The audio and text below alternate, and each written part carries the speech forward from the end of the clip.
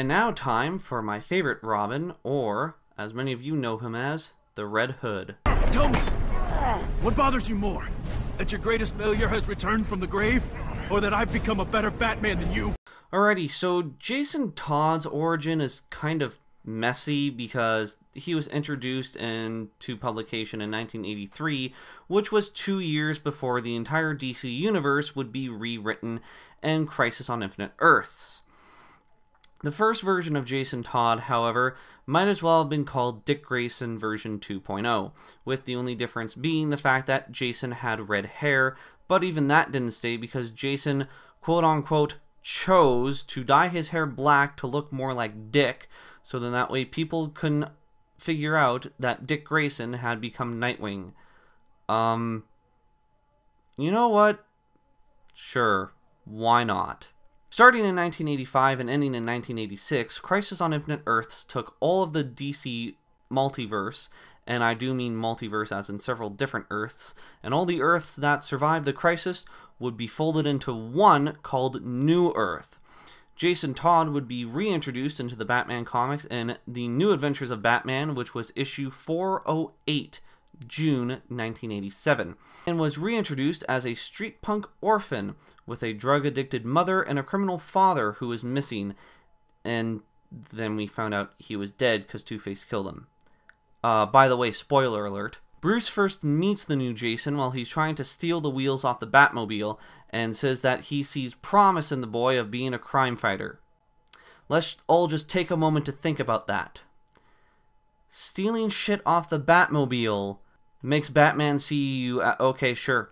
And also may have killed a guy, but we're not really too sure on that. This version of Jason wasn't very well liked at first, which is kind of odd because he wasn't all that much from Damian.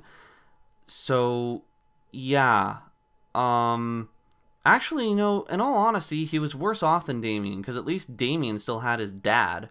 This version of Jason would stay as Robin until Batman issue 428, part 3 for Death in the Family saga. So he literally only stayed for 20 issues. Wow.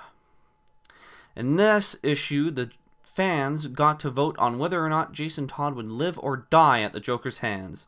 And unfortunately, the fans kinda sorta chose death even though someone rigged the machine. Jason would not be seen until February 2005 in a graphic novel titled Under the Red Hood, or officially seen, where he would show up as the Red Hood. Now, there's a little bit of a story behind that. The Joker's first alias before he became the Joker was the Red Hood, which was kind of a winking nod towards fans of the older comics. The graphic novel was so well received that it even got its own straight-to-DVD movie under the same name, even though the movie was missing like half the story, but okay, sure. Now, Jason does have other versions of himself existing in the DC multiverse, just not on Earth 2 because, like I said before, all the Earth 2 characters were created from 1939 and to 1950, except for the New 52. So maybe there is a anyways, we find out in 52, or Countdown, I can't remember which, that Jason became Batman, and is very heavily implied that Bruce was the one who died in a Death in the Family storyline instead of Jason. And Flashpoint, Jason does not meet Bruce because, well, Bruce gets killed on the night when his parents are supposed to die, unlike in the main timeline continuity. In this one, Jason becomes a drug addict follower of Brother Blood and later becomes a priest. And if there is an Earth 2 version, I honestly can't answer that because, well, the New 52 is still fairly new and it's going to take a lot of time to get things sorted out. Let me put it this way. Stephanie Brown is just now coming back into publication. So, yeah.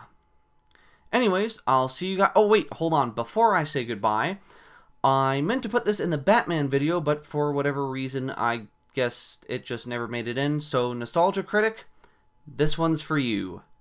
7 million. Never leave the cave without it.